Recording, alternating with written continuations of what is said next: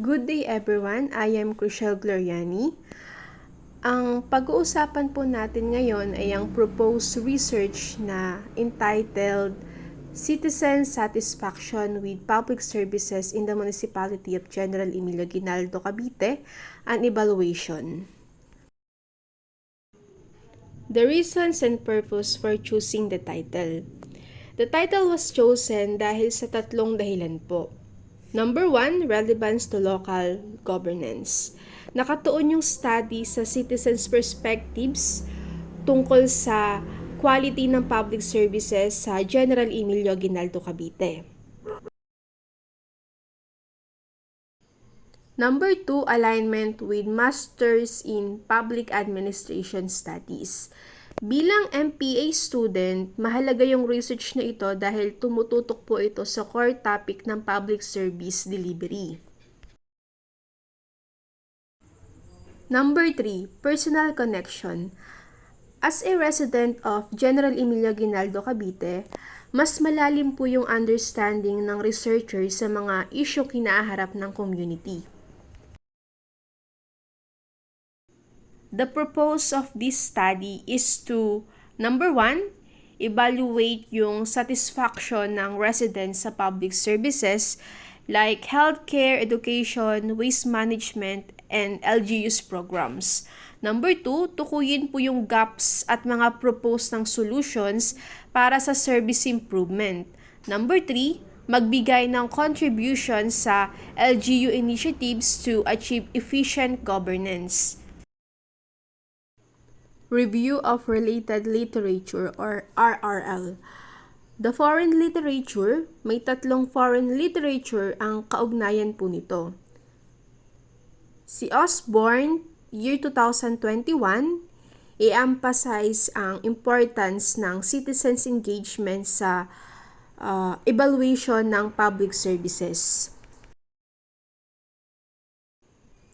Van Rysing, year 2022, examine how public service outcomes influence citizen satisfaction. Then, Alford, year 2023, discuss the benefits of involving citizens sa pagpaplano po and pag-deliver ng public services. Local literature.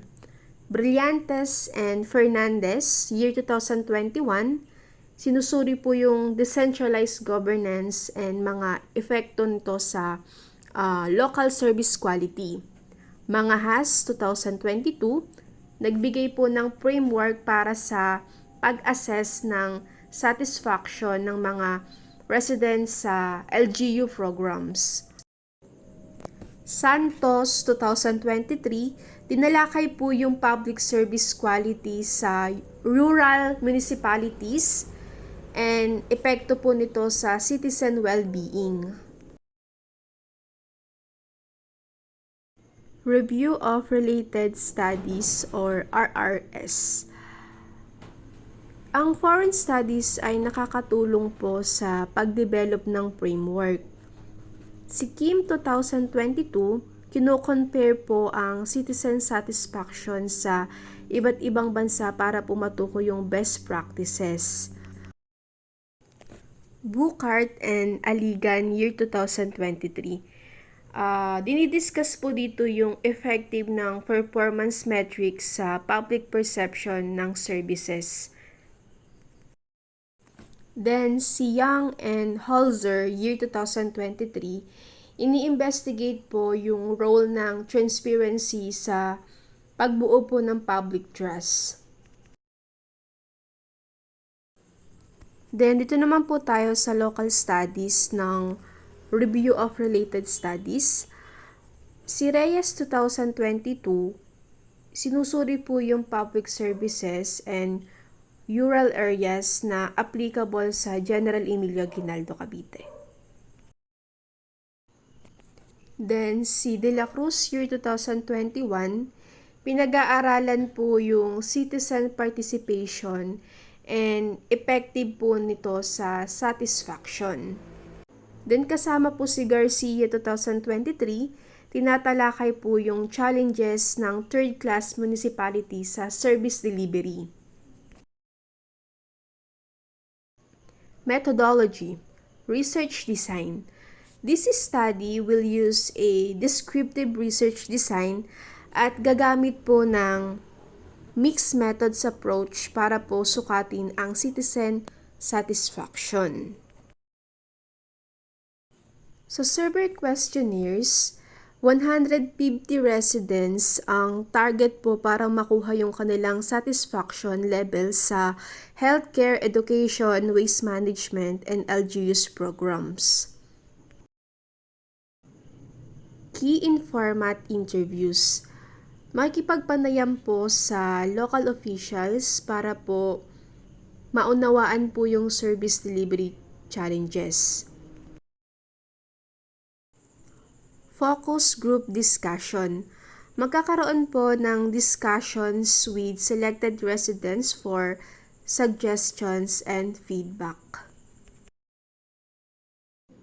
Data analysis. Quantitative data, descriptive and inferential statistics ang gagamitin para po sa analysis ng survey results. Then, sa qualitative data naman, gagamit po ng thematic analysis para po ma-identify yung key issues mula sa interviews at FGDs. Ethical consideration. Sinashare po na may ma-inform yung consent ang lahat ng participants and protected po yung kanilang anonymity and confidentiality. Sa kabuuan po ng layunin po ng research na ito na maisusuri po and mapapabuti po yung citizen satisfaction sa public services sa General Emilio Aguinaldo, Cavite.